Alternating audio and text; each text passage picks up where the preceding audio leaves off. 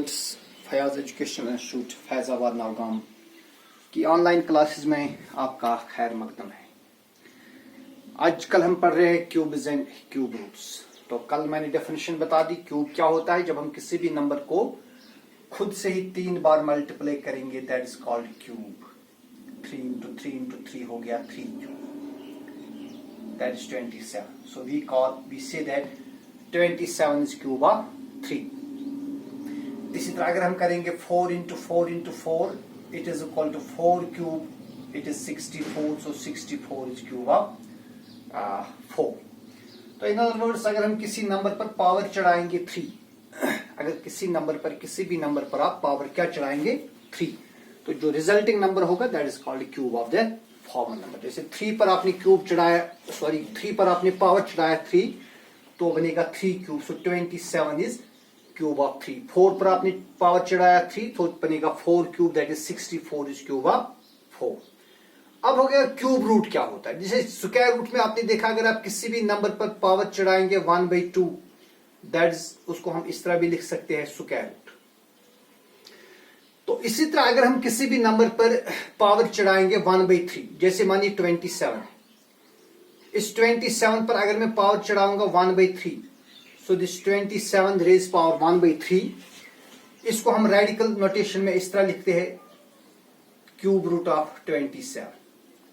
तो ये 3 थोड़ा छोटा लिखना है और ऊपर लिखना है, यहां पर नहीं लिखना है तभी मल्टीप्लाई बन जाएगा। तो थोड़ा एक तो छोटा लिखना है और थोड़ा ऊपर से लिखना है। सो 27 पावर 1/3 को हम रेडिकल साइन में इस तरह लिख सकते हैं cube root of 27, and cube root of 27 is equal to 3. So we say that cube of 3 is 27 और cube root of 27 is 3. इसी तरह अगर 64 पर पावर चढ़ाएंगे 1/3, so 64 पावर 1/3, और इसको हम इस तरह लिख सकते हैं cube root of 64 which is equal to 4. So we say that cube of 4 is 64 और cube root of 64 is 4। ठीक है। तो बेटा जिस तरह आपने देखा जब हम स्क्वायर रूट निकालते हैं बाय प्राइम फैक्टराइजेशन, तो जब भी कोई फैक्टर्स सेम फैक्टर जो होंगे वो दो बार एग्जिस्ट होंगे, तो क्यूब रूट स्क्वायर रूट में हम उन 2 के बदले 1 ही लिखते हैं। अगर आपको याद होगा जैसे मैंने अगर 4 की बात करेंगे तो 4 के जो प्राइम फैक्टराइजेशन हम लिखते हैं 2 into 2 is 4, तो हमने कहा फिर जो स्क्वायर रूट ऑफ 4 इसमें हम इन 2 फैक्टर्स के बदले 1 ही लिख देंगे, ये आपको याद होगा। इसी तरह अगर आपको याद होगा 16 के हमने फैक्टर्स लिखे थे 2 2s are 4, 2s are 8, 2s are 16। फिर हमने कहा then square root of 16 is equal to इन 2 फैक्टर्स के बदले हमने 1 लिखा और इन 2 के बदले 1 ही लिखा, 2 2s are 4, so square root of 16 is 4। इसी तरह आपको याद रखना है जब हम क्यूब रूट की बात करेंगे, क्यूब रूट में आपको 3 फैक्टर्स के बदले जो 3 लाइक फैक्टर्स होंगे उनके बदले 1 ही लेना है। जैसे अगर हम बात करेंगे 27 के अगर प्राइम फैक्टराइजेशन देखेंगे बनेगा 3 into 3 into 3, 3 3s are 9, 3s are 27। अब आपको लिखना है क्यूब रूट ऑफ 27, तो आपको इन 3 फैक्टर्स के बदले 1 ही लिखना है, so cube root of 27 is 3।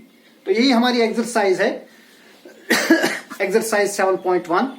Which of the following numbers are perfect cubes. इनमें से परफेक्ट क्यूब, देखिए परफेक्ट क्यूब हो गया जो किसी नंबर का क्यूब होगा। जैसे 27 परफेक्ट क्यूब है, पीसी में शॉर्ट में लिखूंगा 27 परफेक्ट क्यूब है because it is cube of 3, because 27 is equal to 3 cube. 64 perfect cube है because it is cube of 4। So number is said to be a perfect cube if it is cube of some other number. जैसे हमने square perfect square में कहा है number is said to be a perfect square if it is square of some other number. तो यहां पर आपको कुछ नंबर्स दिए हैं, आपको बताने कि इनमें से कौन कौन परफेक्ट क्यूब है। तो ये एक्सरसाइज 7.1 है। क्वेश्चन है 216 आपको बोले परफेक्ट क्यूब है कि नहीं। देखिए बेटा हम क्या करेंगे, हम इसकी प्राइम फैक्टराइजेशन कर देंगे। अगर इसमें हर एक प्राइम फैक्टर 3 बार एग्जिस्ट हो गया या 3 बार एग्जिस्ट हो गया, सो देन वी से it is a perfect cube. देखिए 216 को अगर प्राइम फैक्टराइजेशन कर देंगे, चूंकि इवन नंबर है लिहाजा इसको पहले 2 से डिवाइड होगा, 2 1 और 2। अब 2 डिजिट्स को 1 और 6 यानी 16 को एक साथ डिवाइड करना है, तो पहले हम 0 लिखेंगे, 2 8s are 16, फिर 2 से होगा 2 5 are 10, 2 4s are 8, फिर 2 से होगा 2 2 और 4, 5 माइनस 4 इज 1, ये बनेगा 7 14, 2 7 is 14, 3 9 is 27, 3 3 is 9. So what we observe that जो 216 की प्राइम फैक्टराइजेशन है, इसमें 2 भी 3 बार आता है, इसमें 3 भी 3 बार आता है. तो ये फैक्टर 3 बार एग्जिस्ट हुआ, ये फैक्टर भी 3 बार एग्जिस्ट हुआ. तो जब हर एक फैक्टर 3 बार एग्जिस्ट होगा, we see that it is a perfect cube. So hence 216 is a perfect cube, क्योंकि इसमें हर एक फैक्टर 3 बार एग्जिस्ट हो. So it's a perfect cube. Okay. इसी तरह 128 है दूसरा पार्ट. 128 आपको बोलना है क्या ये परफेक्ट क्यूब है कि नहीं. Let's check. देखिए 128 की प्राइम फैक्टराइजेशन कर देंगे. पहले 2 से होगा, 2 6 are 12, 2 4 are 8, 2 3 are 6, 2 2 are 4, 2 16 are 32, 2 8 are 16, 2 4 are 8 and 2 2 are 4. तो बेटा जो 128 की प्राइम फैक्टराइजेशन में सिर्फ 2 आ गया है. कितनी बार? 1 2 3 4 5 6 7 बार. 1 2 3 4 5 6 और 7. अब देखिए ये 2 3 बार एग्जिस्ट हुआ. ये 2 भी अगर आप देखेंगे, इसको आप यहां लिखेंगे तो ये भी 3 बार हुआ. लेकिन ये 2 सिर्फ एक ही बार है, ये 3 बार नहीं. अगर ये भी 3 बार एग्जिस्ट होता तो हम कहते कि 128 परफेक्ट क्यूब है. लेकिन ये जो 2 है ये सिर्फ एक ही बार एग्जिस्ट हुआ, लिहाजा ये परफेक्ट क्यूब नहीं. सो 128 is not a perfect cube. तो इसी तरह आप इसमें बाकी पार्ट्स चेक करेंगे, खुद ही देखिए कि कौन कौन सा परफेक्ट क्यूब है. चलिए एक और पार्ट में दिखाता हूं. 1000 इसमें एक और पार्ट है, फिर बाकी आप खुद करेंगे. देखिए बेटा 1000 है. अब बोलना है कि क्या 1000 परफेक्ट क्यूब है कि नहीं. Let's check. देखिए 1000 के हम प्राइम फैक्टराइजेशन देखेंगे. 2 5 are 10, 0 and 0, 2 2 are 4, 5 minus 4 is 1, ये बनेगा 10, 2 5 आर 10. फिर 2 से होगा 2 1 आर 2, 2 2 आर 4, 5 माइनस 4 इज 1, ये बनेगा 10, 2 5 are 10. 5 plus 2 is 7, 7 plus 1 is 8. तो लिहाजा इसको 3 से भी डिवाइड नहीं होगा, तो 5 से होगा. 5 2 आर 10, 12 माइनस 10 इज 2, ये बनेगा 25, 5 5 आर 25 एंड 5 5 आर 25. तो बेटा 1000 के जो प्राइम फैक्टर्स उसमें 2 3 बार आ गया और 5 भी 3 बार आ गया. तो हर एक प्राइम फैक्टर कितनी बार आ गया? 3 बार आ गया. So therefore 1000 is a PC यानी परफेक्ट क्यूब. ठीक है.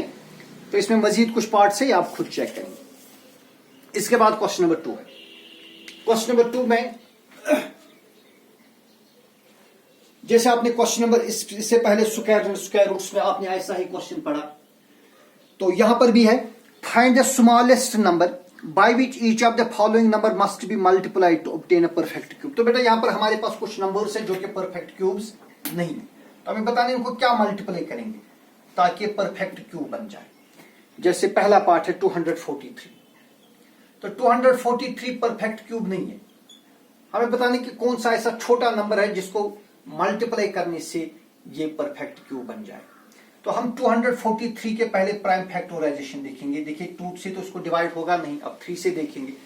2 प्लस 4 इज 6, 6 प्लस 3 इज 9, तो इसको 3 से डिवाइड होगा. 3 8 आर 24, 3 1 आर 3.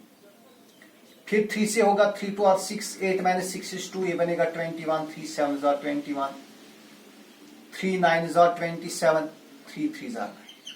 तो जो 243 है, 243 की जो प्राइम फैक्टराइजेशन आ गई, इसमें आ गया 3 इंटू 3 इंटू 3 इंटू 3 इंटू 3. तो बेटा ये 3 बार आ गया, लेकिन ये 3 सिर्फ 2 ही बार आ गया. ये आप नोट करेंगे, ये सिर्फ 2 ही बार एग्जिस्ट हुआ. तो परफेक्ट क्यूब होने के लिए हर एक फैक्टर को 3 बार होना जरूरी है. लेकिन यहां पर 3 ये 3 2 ही बार एग्जिस्ट हो गया, तो इसको हमें 3 बार बनाना है. तो 3 बार ये तभी बनेगा जब हम 243 को एक और 3 से मल्टीप्लाई करेंगे. So we multiply